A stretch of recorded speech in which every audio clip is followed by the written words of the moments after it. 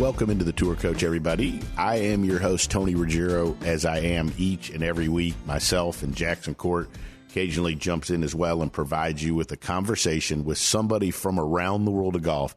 These discussions, these conversations, these roundtable chats and fireside talks all come from our travels in and around the world of golf, whether it's here in Mobile, Alabama, in my office and studio, or down where I teach primarily at Old Palm Golf Club in Palm Beach Gardens, or whether it's out at the Live Tour, PGA Tour, Korn Ferry Tour, LPGA Tour, Epson Tour, wherever it is we travel in the world of golf. These are the people that I find informative, interesting, funny, great information, anything that can help you understand, teach, or play the game of golf better. That's what my goal has always been, from the Dew Sweepers all the way through the Tour Coach, and want to invite all of you to continue listening. We've got some great content out. Please check out Dew Sweeper TV on YouTube. That's Dew Sweeper TV on YouTube. I am blown away by the number of folks that continue to watch and our content, and the Pro Work series is alive and well. We've just put one out recently. We got another one coming out soon in another week, which takes you inside the ropes, behind the scenes, and lets you really get a sense for how I work with all the different teammates that we have as we continue to focus on developing the next level of talent and helping people play their best golf. So check out our Dew Sweeper TV on YouTube. I appreciate the support. Continue to listen to the Tour Coach here. Please like and subscribe and share it as we continue to grow the Dew Sweeper movement, and would encourage all of you to come see us for one of our retreats through the summer or into the fall down at Old Palm Golf Club, or we've got one in August up at Bluebell as well. And come hang out and improve at the game of golf. And now that I'm a tequila man, come hang out afterwards. We'll tape a little podcast, and you can drink an Epic Western with me. There's no better drink I am finding to relax with, chill with, whether it's on the water, on the boat, fishing, or hanging out after a good day on the tee. That's Epic Western. Enjoy this episode of the Tour Coach. All right, so it's been a minute. So joining me here on the Tour Coach, one of my good friends, golly, it's been forever since we've had you on. We keep missing each other at events. But one of the great teachers in the game, Golf Magazine Top 100 teacher from up in New York, Debbie Doniger. What's up, Deb? Hey, T. It's been a minute. Been a minute since we caught up. I know, but that's good for us. Yeah, it is. Absence makes, the heart grow fonder. So is your heart fonder? Of course. I knew it. That's why I stay away from home so much. That's right. But anyways, look, so been doing a lot over the last, 6 months, year, spending a bunch of time, Justin Parsons, Wayne Flint, Jax, myself, with the golf coach mentoring that we're doing and so forth. And we got another great one of those coming up. But I still really enjoy going and watching other teachers and learning and spending time doing that. And I know you enjoy doing that and have had the opportunity to spend time around a bunch of the great coaches and teachers. And you came up under one of the Hall of Famers, all-timers, Jim McLean. I thought it'd be cool just to talk for just a bit. I know you've got a lesson here in a little bit about, one, what did you learn from Jim? What are some of the high points from Jim? And then two, why do you still go travel to learn? And what are some of the things you've picked up from that? That's a good question. So what did I learn from Jim? Well, one, he was my teacher since I'm 12 years old, and two, then I taught for him for over 20 years. There are so many things that I learned from Jim as a player, as a competitor, as a kid. And so it's really too numerous to do on a short podcast. On the flip side, there are some things that are the secret sauce. I'm kidding. So one thing that Jim did when I was a kid, so 12 years old, so this was in the 80s, we were drawing on the screen, we were using video cameras. He is a position teacher, but at the same time, realizes the swing is a swing. And so I think a few things. He was very good at giving game plans and writing things down, and a copious note taker. He himself was a voracious learner, so as a mentor and a boss and my coach, I just followed suit. We played a lot as kids, so I do believe in playing lessons and getting out on the course and playing with very good players. When he wrote down practice plans, in order to get really good, like with my high-level juniors who, don't even understand what it takes, I would say, okay, you know what, you got to play 36 today. And it like blows their mind. But those are things that, Jim learned along the way that he passed down to us. Another thing that Jim was great at was teaching all levels of players. So he trained us to teach beginners, intermediate, and advanced. And there are different levels, different ways to teach those level of players. He also is extremely creative and came up with ideas by just studying swings and looking at swings and researching and getting the best of the best to understand what really is a fundamental and what is a basic. And I think as teachers and coaches, if we know what a fundamental is, then we can move on from there. For example, it could be as simple as hitting the center of the club. Mm-hmm. I was using face tape as a 12-year-old in the 80s. So now, everybody's using face spray and tape, and it's like a revelation. It's not a revelation. Like, these are things the great teachers were doing back in the day. Wait, you mean people on Instagram didn't create face tape like a couple of years ago? I mean, it's like ridiculous. I'm like, Jesus, we were doing this when I was 12. Know. Don't get me started on that. I know. So, center contact, as dumb as that sounds to your audience, is a fundamental. So that's one thing that probably nobody's going to argue with. So that's an example. But do you have to keep your left arm straight? I know this is dumb now, but the answer is no, you don't. Mm-hmm. You have to keep your left arm straight at impact. No, you don't. So those are fundamentals that don't exist or are myths. So I think as teachers, once you know what really is a fundamental versus a basic, and then understanding cause and effect, you can work back from impact. You can, this is where Butch is great. Mm-hmm. Finding the one thing that can fix 5 things, which is very hard. But it comes from tons of experience. It comes from watching a lot of swings. It comes from, he held a staff meeting every Monday morning for assistants and all the teachers that were in the room. So that's, you got 11, 12, 15 top 100 teachers in there. I mean, the staff meetings were crazy, insane with the amount of information. He would have us argue a lot over different ways to swing. So for example, he may have somebody get up there and talk about the way Jim Flick taught, and then maybe the way Jimmy Ballard taught. So you would have a nice conversation back and forth amongst the room with top teachers. And so those are just little nuggets of McLean. And I guess the passion to give the 8 o'clock lesson to the 5 o'clock lesson, that there's a real passion there to get people better, and a real passion there to never stop learning. And because you can always get better, you can always communicate the message better.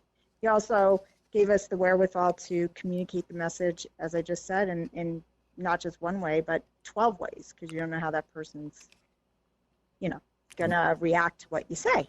And then with regards to watching other teachers teach, I mean, there's a point in time where I can't just be under one umbrella. So, right. Oh, for sure. I mean, I had to branch out. So, more than 10 years ago now, I just started watching the best of the best, in my opinion. And the older teachers, which would be like Randy Smith, Scheffler's teacher, and Chuck Cook, and Butch, and Bill Harmon, and Mike Adams, who's very instrumental in my career. And I went out to watch Mike Malaska. And I just find it fascinating, again, looking for the nuggets to just give me more tools in my toolbox to help my students get better.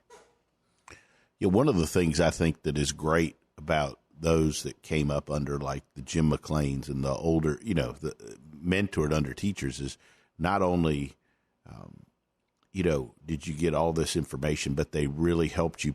They really helped provide a structure for you, like to operate under when you're learning, which I think is important. I think you screw less people up, like you said, then you had to branch out. But I think it's really good from a teacher development standpoint to come up under somebody, study under somebody where it provides you some structure in your beginning of your learning process. And then the other thing, I think that all of those teachers you've talked about, they were all good players. That's a good point. And I think that's important. Yeah. And you talked about Jim, like, and I still, like, obviously I walked at the U.S. Open last year with Jim a bunch, and like passionate, but he's still on the golf course, right? Whereas, it's not to me, all those great guys were really good players that loved the game first and then morphed into teachers, where I don't know as many. There are some of those that do that nowadays, but also you've just got some folks that were, heck, just real good math guys that become teachers, right? So I think that's a little different approach when you look at some of those older folks. Yeah, that's a good point. Yeah, well, most of the teachers that I have watched teach played high-level junior college, amateur, and then professionally. I think it's important because you could totally relate no matter who's in front of you as a competitor. I also think you have to be able to demonstrate the shots and demonstrate shots and, not look like you can't swing. To me, that's important. To some people will argue that that's not important. I also think there's, to your point, there's so much information out there. So as a young teacher, if you're right, if you don't learn under somebody, it's like Jim would always ask, what do you teach? Like, what exactly do you teach? And since there's so much with force plates and biomechanists and launch monitors, and I have a 3D system now that is markerless, it's like, okay, well, what do you do with all this information? Because this is just information. You need to know why the student is doing what they're doing. So I think understanding where you start, like you said, from point A to get to point Z, and then building a team if need be, and the physical side is so much more prolific now, so that can really help because the body is moving the club. I mean, your hands are on the club, but so I think to be just a great teacher and great coach, you can't stop learning either. And it is a passion of many of ours, yours, mine. It's like a plethora of us, where it's just, you really have a deep passion for getting people better and understanding ball flight and the swing. And why does something lead to something else? Because eventually, I think for you and me, which is interesting because of the system I have in place now, AI is going to come into play. Yeah, for sure. Right? And so what does that do to the top teachers and coaches with a full book? Because AI is going to come in and help a lot of people, like ChatGPT. So now, what do we do as teachers and coaches? But I don't think that ever renders the teacher and coach who are really, really good obsolete. I don't either, because I think so much, again, I think that the AI can replace something, like it can certainly help people beginning and provide, basis of information and training and such and information. But I don't know that but it's not going to take away the skills that are needed, especially to me, to coach at the highest end, professionals, tour players, and that, because to me, so much of that is relationship. It's understanding the person. It's understanding the timing to give them information. There's so much that goes into teaching a player at that ability, as you know, and at that level, that's more than just the information that you give them. It's when to give them. It's what's the best way to give it to them, understanding their background and all that stuff. So I would agree with you on that. Yeah, it's just an interesting conversation to have, because I don't think you and I would have had it 5 years ago. No. And right. Well, we've talked, you and I've talked on the radio and on this podcast for, I guarantee it's been 10 to 12, 13 years now. And which makes us feel old. But we've talked over these years a bunch about your influences, things you think are cool, things we're going to look at, different science things. This just came up. Right? We never, when you came and you taught that stuff with us at Frederica, we weren't sitting around going, well, you think these computers are going to teach instead of us? Hell no. No, right. And now I've got a camera-based system that is spitting out data and marker, I want to hear more about that too. I know. It'll extrapolate, with the amount of people that go in the system, and then AI will come out and say, well, Tony, this is probably the best swing for you based on the physical assessment that we just did and based on your measurements and based on your 3D. And then that's cool. Okay, so for the layman golfer, but then for you and me to come in and say, well, this is what it should feel like. And to your point, all those other things really make a difference in bringing out the best in a player. So here's super interesting. I know you got to go, but here's my one question about that. I get all of that, and I think the information's fantastic. But, like, what if it spits out something different than a guy that's like and I'm using a tour player here, but like a tour player that's already been highly successful doing it another way, right? And played that way for long periods of time. That's where I think that, like, the information. Really, right. Yeah, that's a good point. So yesterday I taught somebody, and I've been teaching for over 30 years, and just take Raymond Floyd's swing, so your listeners just way inside, to a whole nother level. And the shoulder turn was beyond steep, going back to like 45, 50 degrees steep, okay, 3/4. This swing, I've never seen anything like this. And then he kind of fixed it on the way down. So to your point, AI is going to be like, no way can your shoulders ever be that tilted.